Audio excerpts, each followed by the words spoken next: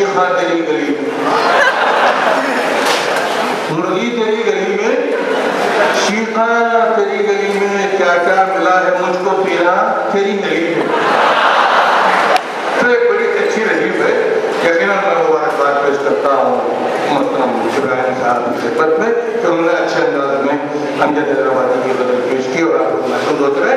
तो आइए मैं इसी के साथ आप ही के जाने पहचाने एक बेहतरीन तालिब इल्म जनाब मोहम्मद यूसुफ नबील से मुल्तमस हूँ कि वो आए और अपने कलाम से नवाजें।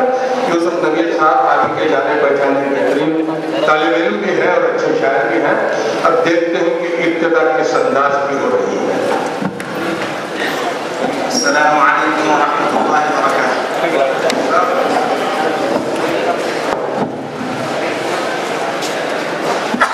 मैं अपने शाम का आगाज़ अजीज बदरन के एक शेर से करना चाहता हूँ।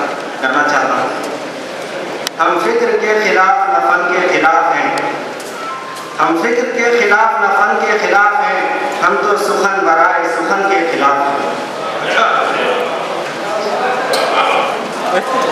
हम फिक्र के खिलाफ न फन के खिलाफ हैं, हम तो सुखन बराए सुखन के खिलाफ हैं। मतलब सिमर फरमाए नशे दौलत में जो चूर मगरूर है, नशे दौलत में जो चूर मगरूर है, कसरे शाही का जो मालिक था वो मजदूर है।